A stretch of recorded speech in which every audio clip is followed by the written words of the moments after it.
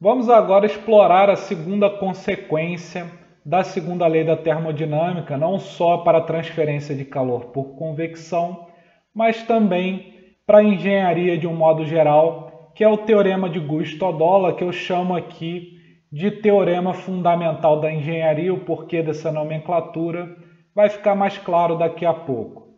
Mas antes de mais nada, precisamos desenvolver esse teorema de Gusto-Oddola. Para isso, considere o sistema mostrado em preto na figura da direita da tela.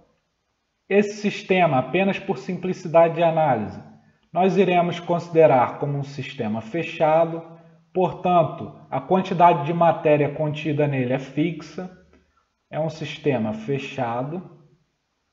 E por simplicidade de análise também iremos assumir que o seu volume é constante.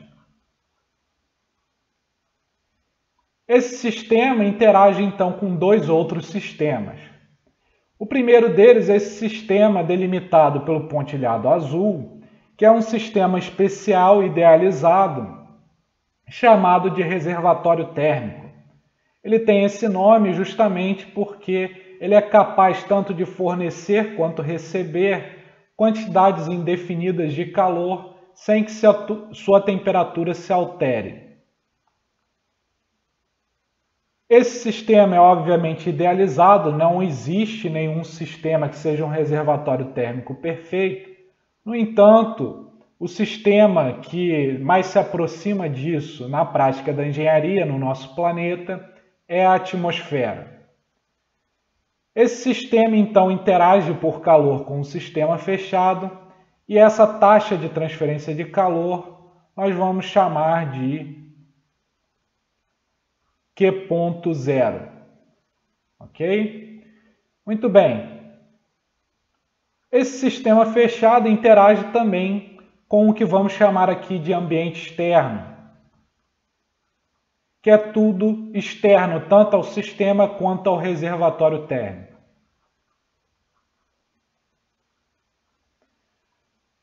Com o ambiente externo, ele pode interagir de dois modos. O primeiro deles, ele pode entregar potência ao ambiente externo.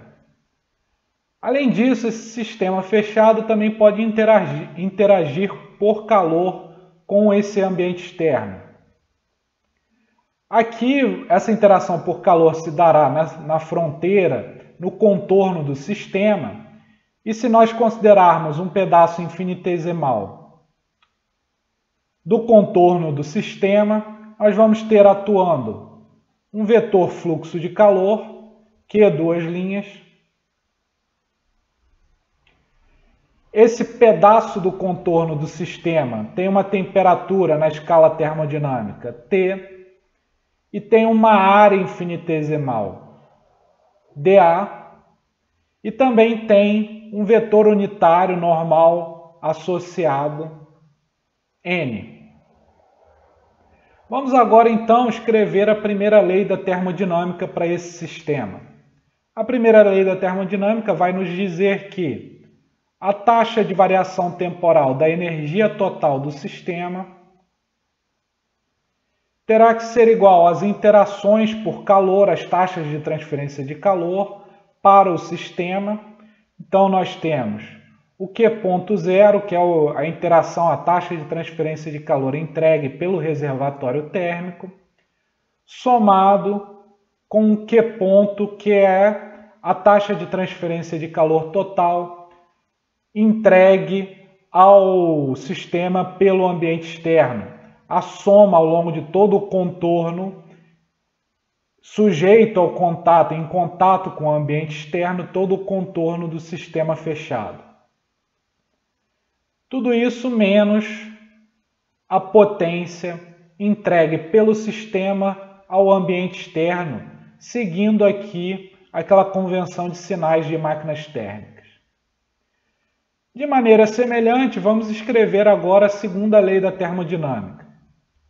A segunda lei da termodinâmica ela nos diz que a taxa de variação da entropia terá que ser igual a entropia transferida com aquela taxa de transferência de calor do ambiente externo para o sistema, somado com a transferência de entropia junto com a taxa de transferência de calor, a interação por calor com o reservatório térmico, ou seja, Q.0, a taxa de transferência de calor, dividido pela temperatura do reservatório na escala termodinâmica, somada, essas duas transferências de entropia somadas com a taxa de geração de entropia.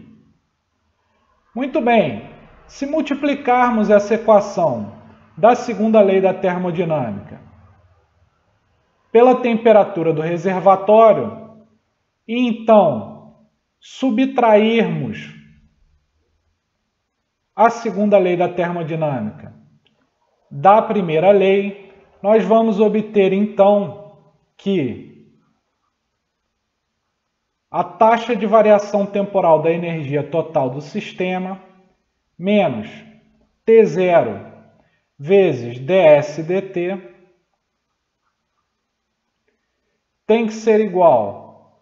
O Q0 vocês podem concordar que vai cortar, porque aqui vai estar multiplicado por T0, então o Q.0 vai desaparecer. Nós vamos ter o Q ponto menos T0 S.Q, né, aquela transferência de entropia carregada pela taxa de transferência de calor, aquela interação por calor com o ambiente externo,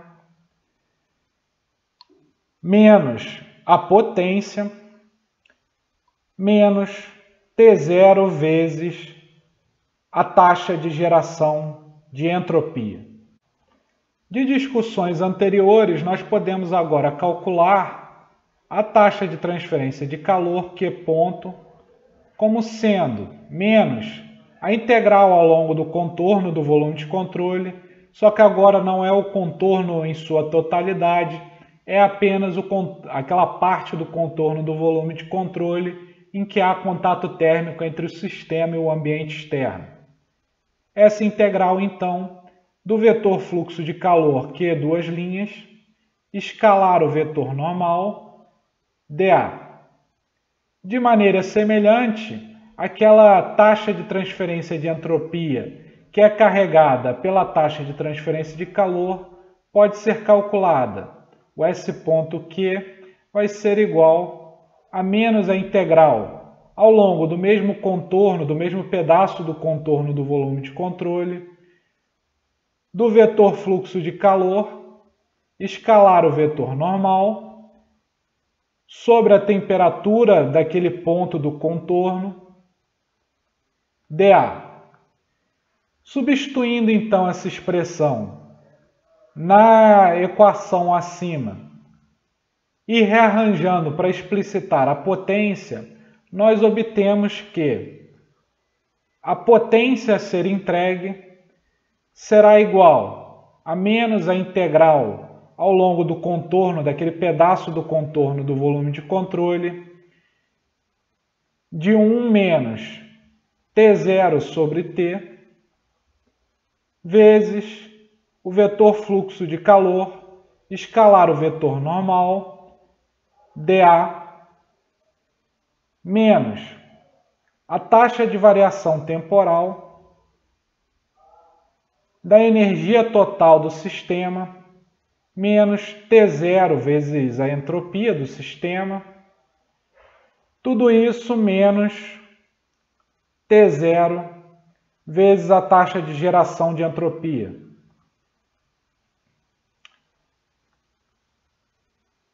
Esses dois primeiros termos aqui podem ser interpretados como a máxima potência disponível, a máxima potência que se poderia ser realizada de acordo com aquilo que foi fornecido ao sistema.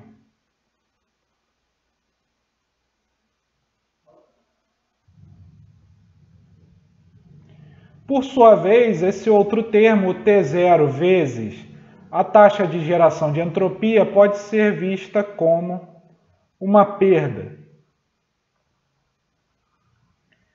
De fato, essa perda, pela segunda lei da termodinâmica, essa potência perdida,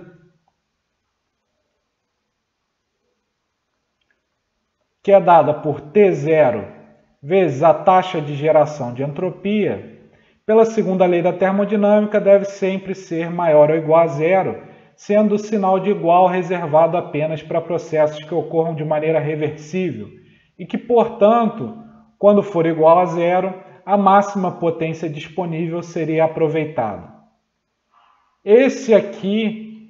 Essa constatação de que a potência perdida em um processo termodinâmico é proporcional, é diretamente proporcional à taxa de geração de entropia, é justamente o que se chama de teorema de Guo-Stoddola. E ele é central para a engenharia, por isso eu chamei ele de teorema fundamental da engenharia. E a razão é porque muitas atividades que realizamos enquanto engenheiros, como por exemplo, melhores trocadores de calor, né? Melhores trocadores de calor. Quando lubrificamos máquinas.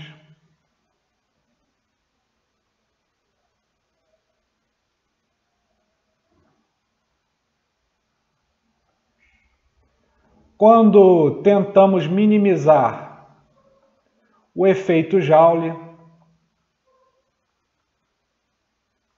poderia ficar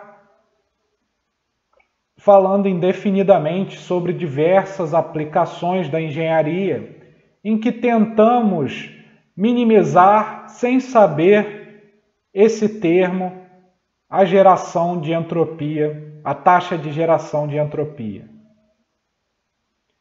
Com algumas exceções em que a gente quer maximizá-la, como por exemplo em freios automotivos, mas em geral temos como objetivo, podemos falar até que é um objetivo geral da engenharia,